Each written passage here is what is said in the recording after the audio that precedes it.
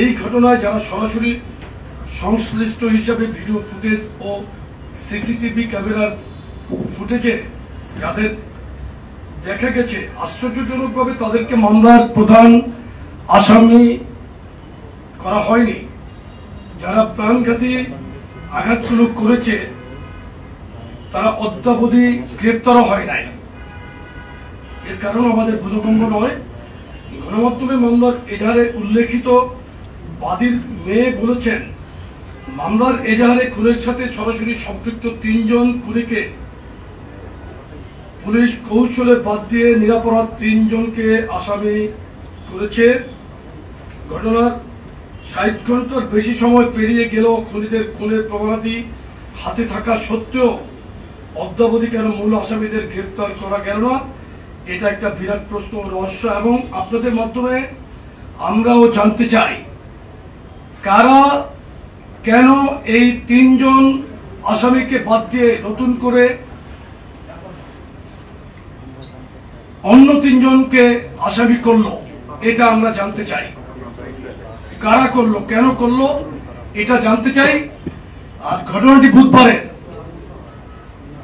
গতকালকে শুক্রবার এটা ব্যাপকভাবে প্রচারিত হয়েছে। 2 দিন আগের ঘটনা কেন গতকালকে প্রচার হলো, এর পিছনে কারা জড়িত সেটাকেও খুঁজে দেখতে হবে। আপনাদের মাধ্যমে আমরা আইন প্রয়োগকারী সংস্থার কাছে, দেশের জনগণের কাছে এই প্রশ্নটি রাখছি এবং এটার যথাযথ ব্যবস্থা গ্রহণের জন্য আমরা দাবি জানাচ্ছি।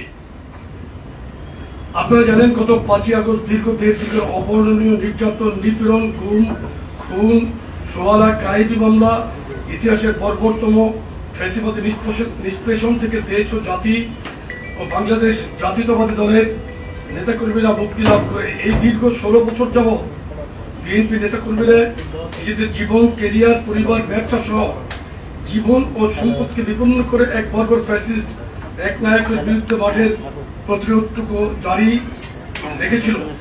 তারা গুম, খুন, অপহরণ সহ নানামাত্রিক বর্বরতার নির্মম শিকার হয়েও কখনো মাঠ ছেড়ে যায়নি। প্রকাশ্য দিবালোকে অত্যন্ত নৃশংস কায়দায় নির্মমভাবে পাথর মেরে হত্যা করা হয়েছে। এমন নৃশংস বর্বরতা প্রত্যক্ষ করে সমগ্র জাতি স্তম্ভিত। আমরা এই নৃশংসতার তীব্র নিন্দা, প্রতিবাদ ও ধিক্কার জানাচ্ছি। সভ্যতার এই যুগে এমন আদিম বর্বরতা আমরা কোনোভাবেই মেনে নিতে পারি না।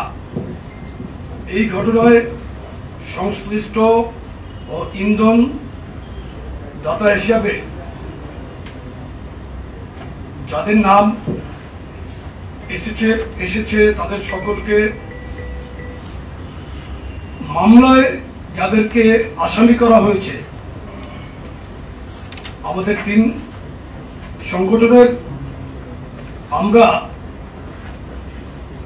5 জনকে গতকাল সংগঠন থেকে আজীবনের জন্য বহিষ্কার করেছি এবং আইন শৃঙ্খলা রক্ষাকারী বাহিনীকে আমরা জোর দাবি জানিয়েছি, উদাত্ত আহ্বান জানিয়েছি তাদেরকে অবিলম্বে অতি দ্রুত গ্রেপ্তার করে আইনের আওতায় আনার জন্য।